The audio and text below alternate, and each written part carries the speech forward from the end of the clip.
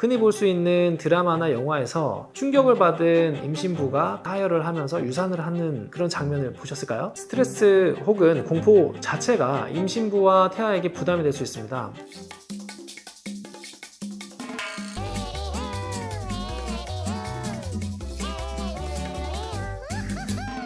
오늘은 임신을 계획하는 분들부터 임산부들까지 치아 관리를 어떻게 하면 좋을지 이빨 오빠가 귀에 쏙쏙 들어오도록 이빨 한번 털어보겠습니다.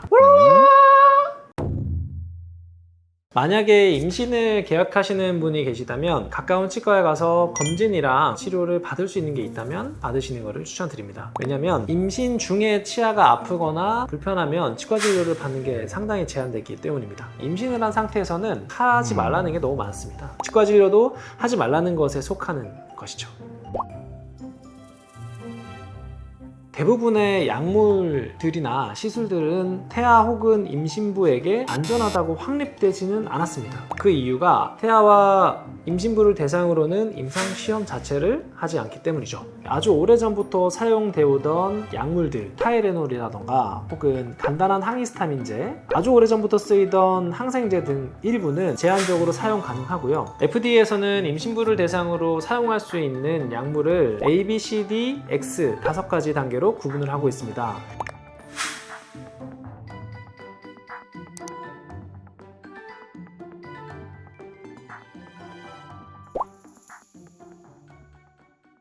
받을 수는 있는데 대부분의 상황에서는 제한된다라고 생각하면 됩니다. 임신 기간을 1, 2, 3기로 구분을 하는데 비교적 치료가 용이한 시점은 임신 2기, 4개월부터 6개월 사이라고 보면 되는데 임신 1기 때 태아의 주요 장기나 조직이 형성되는 시기이기 때문에 만약에 작은 자극이 태아에게 전달되면 기형이라던가 유산 등 치명적인 문제가 생길 수 있어서 하지 말라라고 보통 말을 하고요. 임신 3기는 태아는 괜찮은데 임신부가 배가 부르면서 체어에 누워있거나 치료를 받는 것 자체가 스트레스고 부담이 될 수 있어서 임신 2기에는 치료가 제한적으로 가능하다 생각하시면 될 것 같습니다.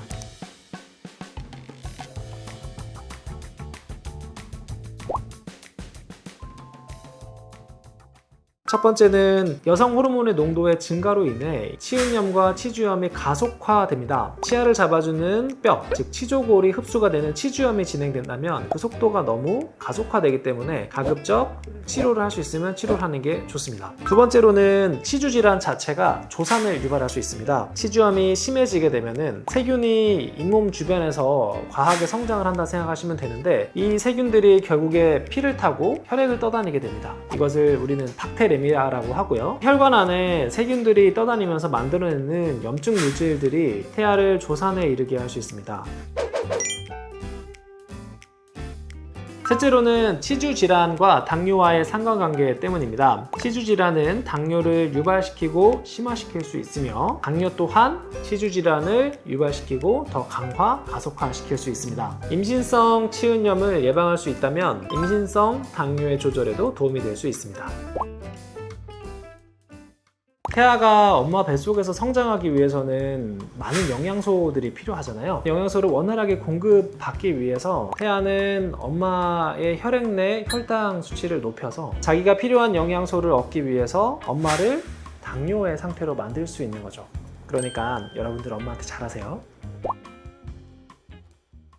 출산 후에는 대부분의 제한 상황이 풀린다라고 생각을 하시면 될 것 같아요. 엑스레이 촬영도 가능하고 마취도 가능하고 약 처방도 대부분 가능해집니다. 다만 조심을 해야 될 거는 있습니다. 테트라사이클린이라고 하는 항생제는 가급적 드시지 않는 것이 좋은 게 모유를 통해서 태아에게 전달이 되어 태아의 치아의 변색이나 착색을 일으킬 수 있기 때문입니다. 치과 진료가 많이 두렵고 걱정되셔서 수면 치료를 생각하실 수도 있겠는데요. 수면 치료에 사용되는 미다졸람이라는 성분도 모유를 통해서 태아에게 전달되면 태아에게 치명적인 영향을 주기 때문에 수면 치료는 피하시는 게 좋습니다. 치과 치료 후에 우리가 사용하는 약물들은 대부분 2-3시간 안에 몸에서 배출된다라고 생각을 하시면 됩니다. 그래서 일정 기간의 텀을 주고 수유를 한다던가 걱정되시면 처음 나오는 모유의 일부를 버리고 아이한테 수유하셔도 괜찮습니다.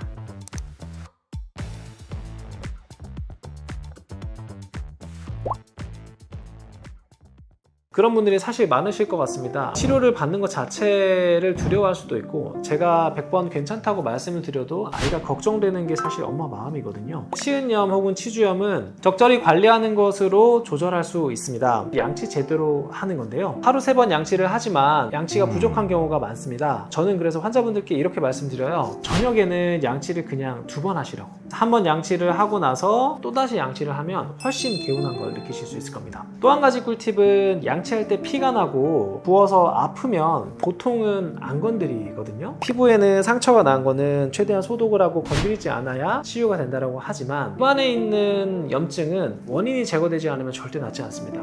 입안에서 피가 나고 염증이 있어서 아프다라고 하면 그 부분은 더 열심히 해주셔야 돼요. 이렇게 아시겠죠?